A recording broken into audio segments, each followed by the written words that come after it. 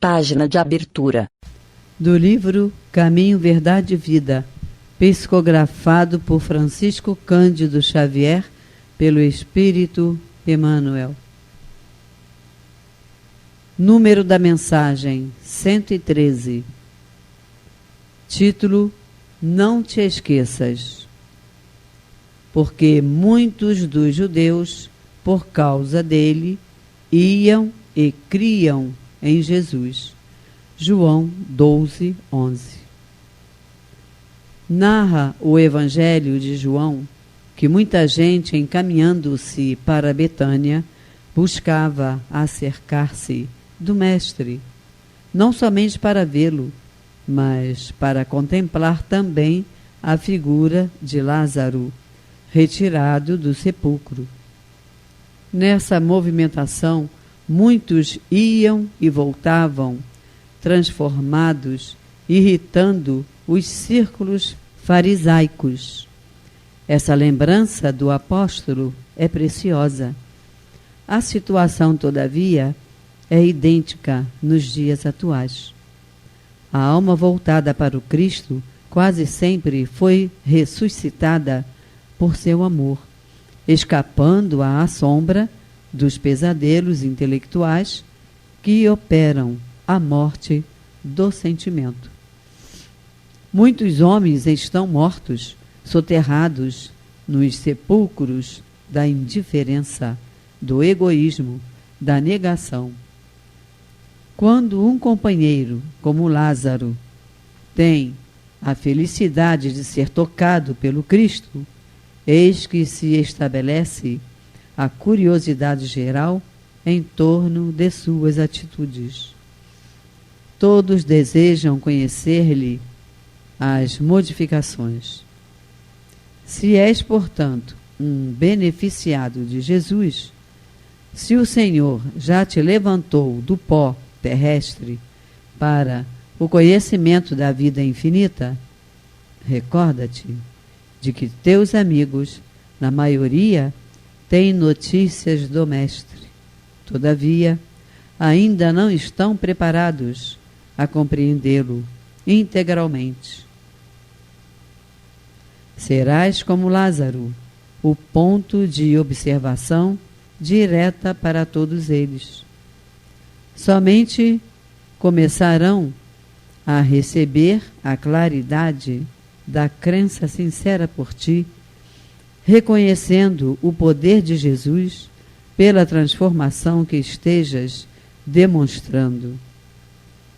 Se já foste, pois, chamado pelo Senhor da vida, estás em tuas mãos continuares nos recintos da morte ou levantares para a edificação dos que te rodeiam. Emmanuel. E agora, a palestra. Olá, meus irmãos e minhas irmãs do Grupo Espírita Francisco de Assis e todos aqueles que, porventura, vierem a ter contato com esse vídeo. Hoje é sexta-feira, dia 12 de fevereiro de 2021, e aqui quem vos fala é Jorge Coelho. E a minha presença aqui é para dar continuidade a esse esforço que o Grupo Espírita Francisco de Assis está desenvolvendo no sentido de continuar o estudo das obras básicas por via remota, enquanto se mantém a necessidade do afastamento social e de todos os cuidados necessários para o momento que nós estamos vivendo.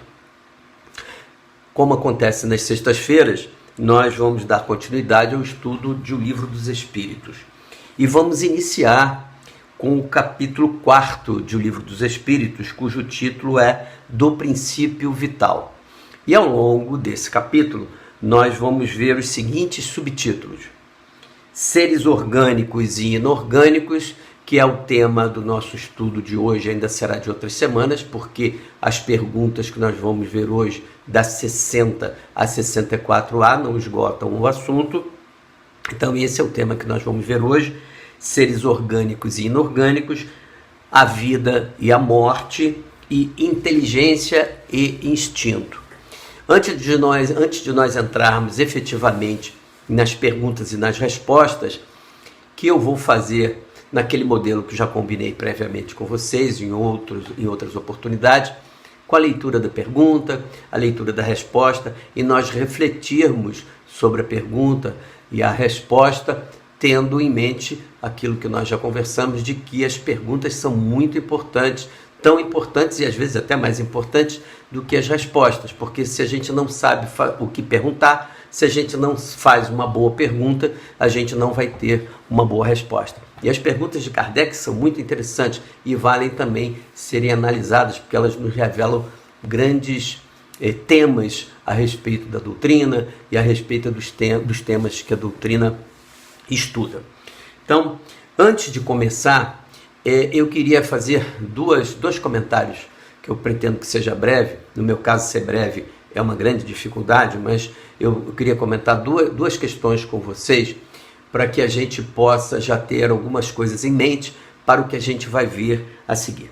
A primeira diz respeito a esse breve comentário que Kardec faz, que na realidade é uma classificação que ele faz de seres orgânicos e inorgânicos, que antecede a pergunta 60 e que abre este capítulo. É que essa classificação que Kardec faz, ela está estritamente de acordo com a ciência daquela época. Entendeu? Então, Kardec fez essa classificação aqui de seres orgânicos e inorgânicos, obedecendo, como deveria ser, a ciência da época. Então, ela está correta. Só que hoje em dia, a ciência já desdobrou essa classificação, né? A bioquímica, por exemplo, já decompôs os seres inorgânicos em várias classificações, até para auxiliar o estudo e a compreensão de tudo isso. Então, para evitar os apressadinhos, que às vezes dizem, mas isso aqui eu não vou nem ler, isso aqui já está ultrapassado, a ciência atual, a bioquímica já classifica isso de outra forma, isso aqui... Calma, não é assim, né? Isso aqui não está incorreto, isso está de acordo com a ciência daquela época. Hoje em dia, a ciência já tem um estudo muito mais aprofundado a respeito tanto dos seres orgânicos quanto dos seres inorgânicos. Para vocês terem uma ideia, atualmente, pela classificação atual, tem seres que naquela época, pela classificação de Kardec, eram considerados inorgânicos e hoje já estão classificados como orgânicos. Não vou entrar nessa questão porque não é o nosso assunto. E lembrar também, é importante isso, que os espíritos superiores vieram trazer os princípios da doutrina, revelar questões a respeito da doutrina, mas eles não vieram aqui para nos ensinar química, física, biologia, eles não vieram aqui para desvendar os segredos da ciência material, da ciência humana. Isso é problema nosso, dos espíritos encarnados que estão aqui. Isso faz parte do nosso desenvolvimento intelectual, do desenvolvimento da nossa inteligência, mas também do nosso desenvolvimento espiritual, do nosso crescimento espiritual, porque o desvendar da ciência do mundo, né, nos desperta para coisas da alma, nos faz pensar em coisas transcendentes à matéria, nos faz pensar nos cuidados que a gente deve ter com o planeta, com os recursos do planeta, os cuidados que a gente deve ter para conosco mesmo, para com a nossa organização física, os cuidados que nós temos que ter para com os nossos sentimentos, os nossos pensamentos, porque tudo isso interage, tudo isso está dentro do mesmo sistema, né? E o conhecimento disso é importante para o nosso crescimento moral e espiritual.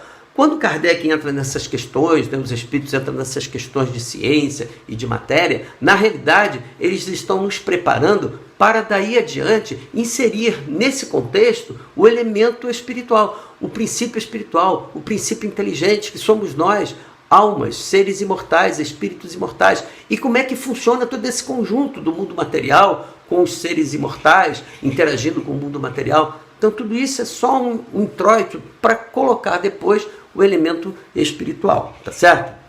E o segundo ponto, que eu também considero importante, é que nós vamos começar a ver algumas expressões, alguns nomes diferentes a partir de agora, e que podem trazer alguma confusão. A gente pode, de repente, misturar um pouco as estações. Por exemplo, nós vamos ouvir falar hoje muito de princípio vital.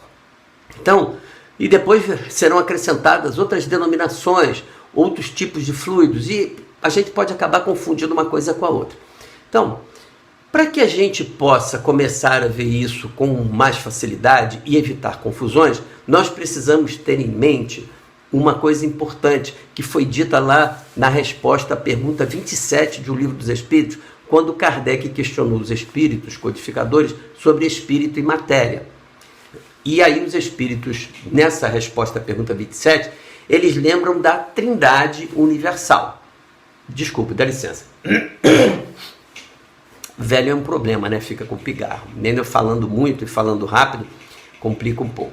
Então, lá na pergunta 27, os espíritos superiores lembram a Kardec a Trindade Universal, ou seja, Deus, Criador de todas as coisas, causa primária de todas as coisas, inteligência suprema, espírito e matéria. Essa é a Trindade e é nisso que nós devemos nos fixar. Para a doutrina espírita, Deus, inteligência suprema, causa primária de todas as coisas, espírito ou princípio espiritual, ou ainda princípio inteligente, e matéria, ou seja, fluido cósmico universal, ou matéria sutil, a matéria na sua condição mais primitiva, mais sutil. Então, tudo que for material, tudo que é matéria, desde a matéria mais sutil, fluido, a água, né, os gases, tudo que for material, desde a matéria até mais densa, como a mesa que eu estou aqui agora usando para apoiar o livro, e esse corpo físico que eu tenho nesse momento, como as paredes desse escritório onde eu estou fazendo esse vídeo, tudo isso é matéria, e tudo isso provém de uma única fonte, que é o fluido cósmico universal. Esse fluido cósmico universal modificado sob certas circunstâncias e para atender às necessidades planetárias, para atender às necessidades reencarnatórias dos espíritos, das inteligências, do ser imortal, para conviver com a matéria, ela é modificada e aí ela apresenta essas várias facetas materiais. Mas tudo que a matéria provém de um único elemento, de uma única fonte, o fluido cósmico universal. Então, a questão vai ser só a diferença dos nomes. Por quê? Porque coisas novas têm que ter nomes novos. E Kardec foi batizando essas questões para que a gente possa entender. Mais ou menos o que aconteceu com a doutrina. Quando Kardec publicou o Livro dos Espíritos, ele teve que criar 2 neologismos. Espiritismo e espiritista. Espiritismo, a doutrina que estava sendo veiculada, que era uma coisa nova, que não existia no seio da humanidade. Então, codificadores, eu não posso chamar isso com os nomes já existentes, eu tenho que ter um nome específico para isso. E espiritista, aqueles que são adeptos da doutrina espírita, né? Então, a mesma coisa. Kardec, mesmo que as coisas provenham de uma única fonte, elas, quando modificadas, precisam ter nomes, denominações diferentes. E é o que os espíritos superiores fazem em relação a isso. Então, eu vou dar uma lida aqui, nesse trecho que Kardec usa antes da pergunta 60, e vamos ver o que ele diz sobre essa classificação de seres orgânicos e inorgânicos. Deixa eu já ia esquecendo. Para vocês terem uma ideia como é que essa coisa da ciência, né, como a ciência muda, e é natural que mude, que evolui, e que as coisas podem ser classificadas de formas diferentes, existe na Romênia, numa cidade chamada Costete, uma cidade de nome Costete na Romênia, que tem umas pedras que são umas pedras diferentes. Essas pedras são chamadas de trovantes. E os cientistas, estudando essas pedras, chegaram à conclusão de que essas pedras, por exemplo, elas crescem, que elas caminham. É claro que elas não crescem assim muito. Em séculos elas crescem 2 centímetros, 3 centímetros, e também não caminham assim com a velocidade de uma tartaruga, né? Em séculos elas caminham 2 milímetros, 3 milímetros, 5 milímetros, enfim. Mas eles chegaram à conclusão de que elas se movimentam e de que elas crescem. E mais, tudo isso que eu vou falar agora é entre aspas, tá? Eles consideram que aquelas pedras respiram, E também, analisando profundamente lá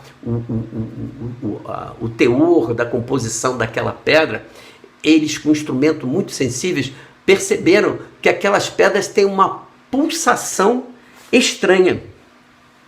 Olha só que coisa interessante, né? Elas têm uma pulsação estranha e elas meio que respiram, crescem e caminham.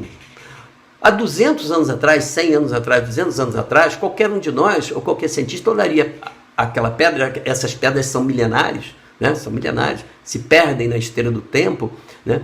Essas pedras seriam consideradas apenas pedras comuns, pedras como as outras qualquer. Com o avanço da ciência e o aperfeiçoamento dos equipamentos, eles começaram a perceber que essas pedras, muito embora sejam pedras, são pedras diferentes daquela. Tem uma composição inorgânica, né? Vou dizer inorgânica, porque eu também não estou querendo dizer se elas são orgânicas ou inorgânicas, não estou entrando nisso, nem tenho conhecimento para isso, mas elas têm uma composição inorgânica diferente das outras pedras, né?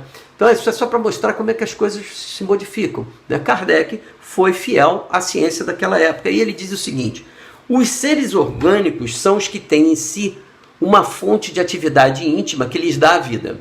Nascem, crescem, reproduzem-se por si mesmos e morrem. São providos de órgãos especiais para execução dos diferentes atos da vida. Órgãos esses apropriados às necessidades que a conservação própria lhes impõe.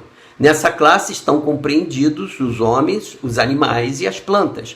Seres inorgânicos são todos os que carecem de vitalidade, de movimentos próprios e que se formam apenas pela agregação da matéria. Tais são os minerais, a água, o ar e etc. Interessante notar que Kardec coloca aqui como característica dos seres orgânicos eles crescerem. Né? Então, as pedras trovantes, elas crescem, mas elas são orgânicas, são seres orgânicos? Não sei, também não estou preocupado com isso, mas é só é um detalhe interessante para a gente ver como é que as coisas modificam, que a gente não pode ficar preso a modelos, a ideias pré-concebidas. O mundo não é assim, o mundo se modifica e a gente precisa modificar, né? Já diz aí, alguém já disse, né, que só não muda de opinião quem não tem opinião. Então, a gente precisa ser capaz de mudar de opinião, né? Se a gente tendo opinião, a gente pode ser convencido de que a nossa opinião está equivocada. E a gente precisa mudar de opinião. Isso é crescimento, isso é evolução material e principalmente evolução moral e espiritual, crescimento espiritual. Nós estamos aqui para isso. Em última instância, nós estamos aqui para isso, né? As pedras trovantes são só acessórios para nos fazerem pensar, evoluir e progredir. Então vamos ver agora a pergunta 60. Eu vou ler a pergunta e a resposta. E a gente conversa um pouco sobre cada uma desses temas que vão surgir. A pergunta 60. É a mesma força que une os elementos da matéria nos corpos orgânicos e nos inorgânicos? Ou seja, Kardec está perguntando se o que mantém a matéria aglutinada, junta, unida, se é a mesma coisa tanto para os orgânicos, para os seres orgânicos, quanto para os inorgânicos. É a mesma coisa? É a mesma força que une a matéria nesses dois elementos? Resposta dos espíritos. Sim, a lei de atração é a mesma para todos.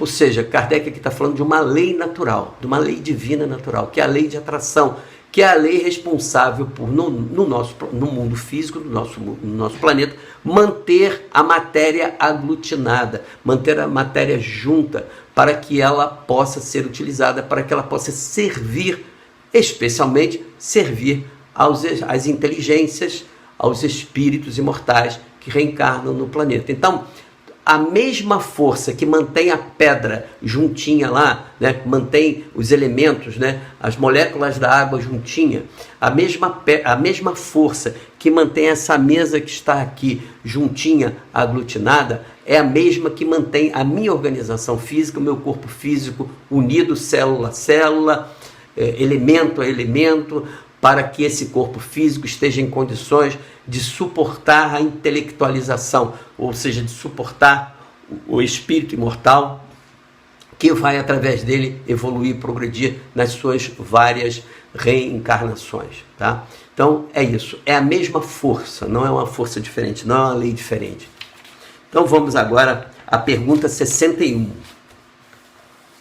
Há diferença entre a matéria dos corpos orgânicos e dos inorgânicos? Outra pergunta interessante. Quer dizer, a força que aglutina é a mesma lei natural que aglutina. Agora, a matéria, ela é diferente? Ela provém de lugares diferentes? Ela provém de fontes diferentes? Ou é a mesma a matéria? É essa a pergunta. Resposta dos Espíritos. A matéria é sempre a mesma, porém nos corpos orgânicos está animalizada.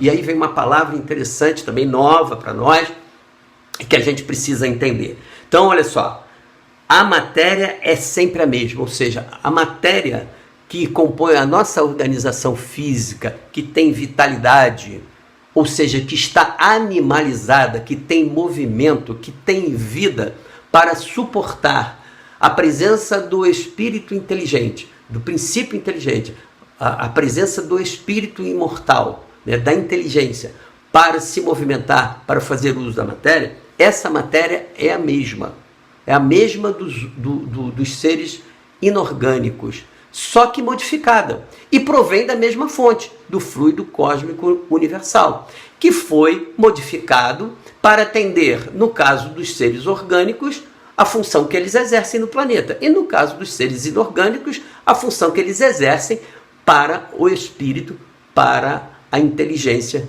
reencarnada. E ele diz, a diferença entre essas duas matérias, que provém da mesma fonte, do fluido cósmico universal, a diferença é que nos seres orgânicos ela está animalizada. Esse animalizado aqui não vem de animal, não vem, porque se a gente for ver no dicionário vai ver que tem a ver com animal, enfim. Não, animalizada no sentido de tem vitalidade, de que tem vida, que tem movimento.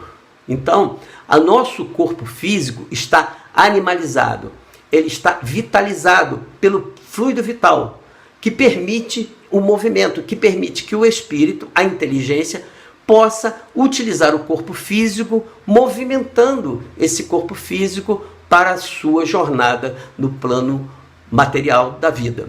Ou seja, animalizada, ou seja, movimento, vitalidade, vida no sentido de estar em condições de ser utilizada, né? Estar em condições de se movimentar, estar em condições de interagir com os outros elementos do planeta e com o planeta de uma maneira geral.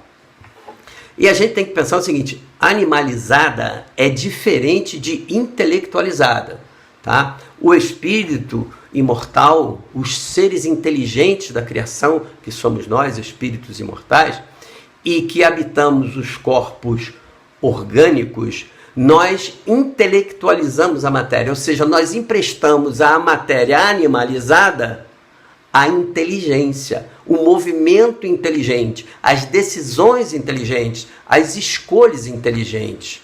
E não uma coisa só pela força da natureza, uma coisa aleatória. Não. Então é diferente. Animalizado é uma coisa, intelectualizado é outra. Então, o espírito imortal, nós seres reencarnados neste planeta, na utilização desse corpo, nós intelectualizamos a matéria, damos à matéria inteligente, movimento inteligente, decisões inteligentes, enquanto que o fluido vital dá ânimo à matéria, dá movimento à matéria, dá vitalidade à matéria. Ok?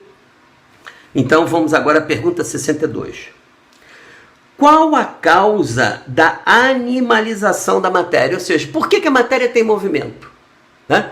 Por que a matéria dos seres orgânicos se movimenta? Pode interagir, pode mostrar movimentos, pode caminhar, respirar, né? Aí eu estou lembrando lá da Trovante, mas olha só, eu não estou colocando a Trovante nisso não, mas por que a gente pode caminhar? Por que a gente respira? Né? Por que eu estou aqui? Por que eu consigo me movimentar aqui? Eu tenho esses movimentos aqui meio como se fosse um italiano, a minha origem é portuguesa, mas eu falo com os braços também. Então, por que eu consigo fazer isso? Por que a minha inteligência, né, o ser inteligente que eu sou, como consegue fazer isso. Por que consegue fazer isso? Que força faz com que eu consiga movimentar o meu corpo físico, tá? Isso assim de uma maneira simples, objetiva, isso pode ser desdobrado depois, mas só para a gente entender. Por que eu consigo fazer isso?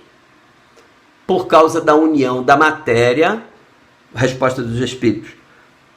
Vou repetir a pergunta. Qual a causa da animalização da matéria? Né? Resposta. Sua união com o princípio vital. Ou seja, a matéria sem o princípio vital não tem vitalidade, não é vida, não tem vida. A água, a pedra, os metais, não tem vida, né? Eles só têm a matéria aglutinada pela lei natural, pela lei divina. Então a matéria sem o princípio vital não tem vida. A matéria com o princípio vital tem vitalidade, tá certo? Tem movimento. E com a presença do espírito imortal, com a presença da inteligência, que somos nós espíritos imortais, ela tem inteligência. Ela está intelectualizada, tá bom? Então é isso. Sem o princípio vital, a matéria é apenas aglutinação de elementos, né? É só a junção de moléculas. Com o princípio vital, a matéria fica animalizada. A matéria tem vitalidade, tem ânimo, tem movimento. E o princípio espiritual e os espíritos, a inteligência, né? A inteligência, que somos nós seres imortais, nós damos movimento inteligente à matéria. Então, a matéria com o princípio vital tem movimento, tem vitalidade. A vida, na realidade, se completa, a vida como nós entendemos, se completa com a intelectualização da matéria. Aí nós temos um complemento do que seja a vida, né, em nosso planeta, em nosso orbe. Então, vamos à pergunta 63. O princípio vital reside em algum agente particular ou é simplesmente uma propriedade da matéria organizada? Numa palavra, é efeito ou causa? Ou seja, o princípio vital, ele está num agente extra, num agente particular, ou ele é apenas um efeito da organização da matéria?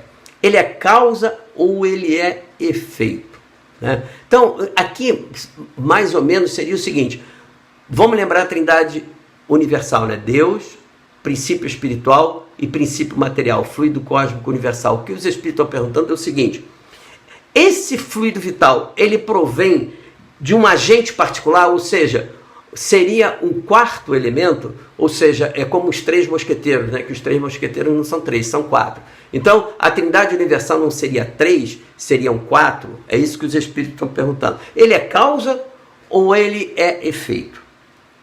Vamos ver a resposta dos espíritos. Uma e outra coisa.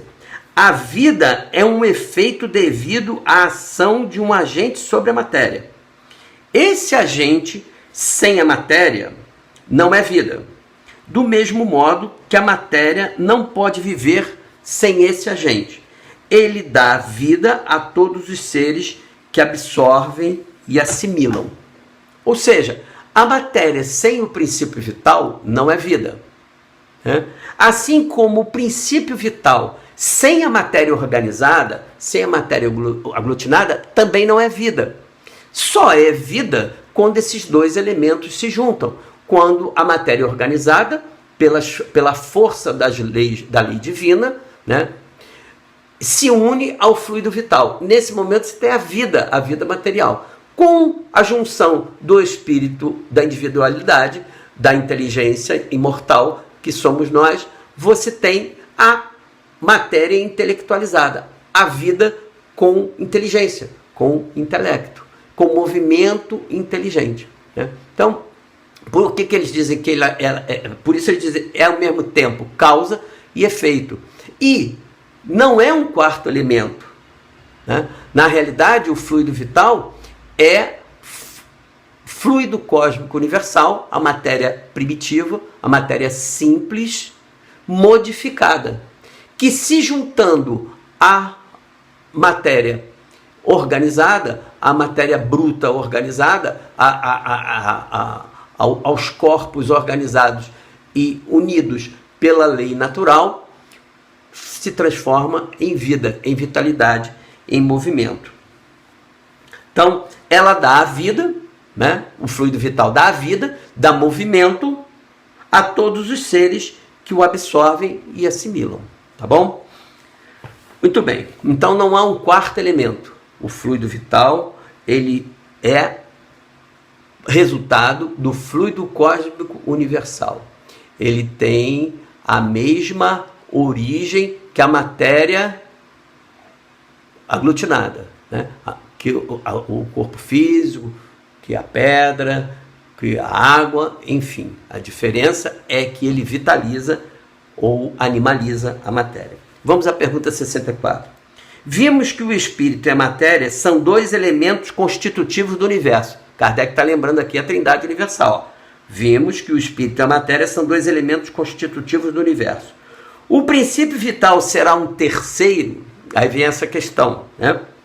E aí, na realidade, seria um quarto, porque se a trindade é Deus, matéria e espírito, o fluido vital ser um terceiro em relação a espírito e matéria, ele seria um quarto em relação à trindade universal.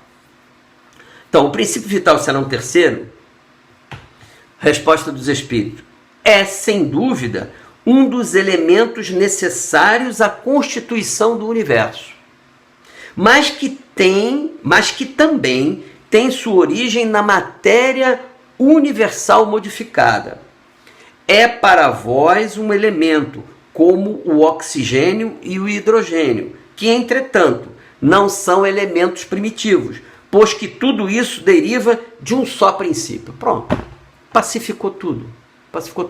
Tudo que é material deriva de um só princípio. Que princípio é esse? O fluido cósmico universal, a matéria primitiva, a matéria mais simples que se possa imaginar, o fluido cósmico universal. Por que ele cita o hidrogênio e o oxigênio? Porque para nós, materialmente falando, para a nossa ciência, o hidrogênio e o oxigênio são elementos simples, mas não são. Na realidade, eles são uma modificação do fluido cósmico universal. Então, a origem é única, é a mesma. Então não há um quarto elemento, ou seja, não há um terceiro elemento em relação a espírito e matéria e um quarto em relação à trindade universal. Não existe o quarto mosqueteiro, são três. Sendo o fluido vital tem sua origem na matéria primitiva, no fluido cósmico universal. Muito bem, vamos agora à última pergunta e a última resposta, que é a 64A. Perguntou Kardec. Parece resultar daí que a vitalidade não tem seu princípio num agente primitivo distinto, e sim uma propriedade especial da matéria universal, devida a certas modificações. Ou seja, Kardec, na realidade, transformou a resposta dos espíritos, a afirmação dos espíritos na pergunta anterior, numa nova pergunta, para reafirmar, para solidificar essa questão, para que não restasse nenhuma dúvida. Então, ele está dizendo, então, pelo que vocês falaram, eu estou entendendo que não existe um quarto elemento. Na realidade, o fluido vital é apenas resultado do fluido cósmico universal modificado. É isso mesmo? Né? Em outras palavras, é isso que o codificador está perguntando. A resposta dos espíritos. Isso é consequência do que dissemos. Ou seja, eles reafirmam, e isso é consequência do que a gente disse lá. A gente não falou lá que o fluido vital é matéria primitiva, é fluido universal, fluido cósmico universal modificado? É isso. Não há um quarto elemento, não há um terceiro elemento, né? Em relação à matéria e espírito, não há um terceiro elemento criado pela inteligência suprema, né? Então a trindade é essa: Deus, espírito, princípio espiritual e matéria, fluido cósmico universal. Só daí todo o resto deriva. Eu espero que tenha ficado claro, que eu não tenha complicado a história. Como diz a minha tia, eu espero não ter enrolado a guerra, né?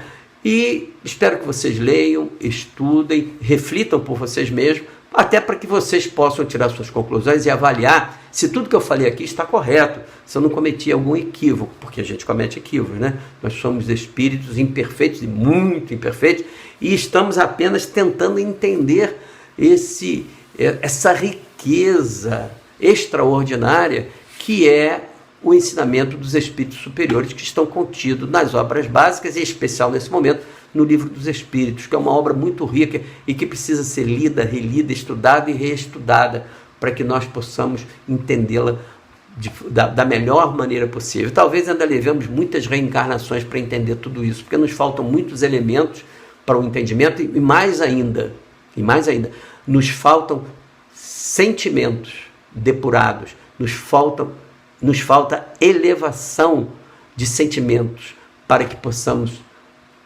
abarcar todo esse conhecimento, todas essas informações, todas essas revelações que os espíritos superiores nos trouxeram. Eu agradeço a todos a atenção e a paciência que tiveram em me ouvir até aqui e desejo a todos saúde e muita paz. E até a próxima, se Deus quiser.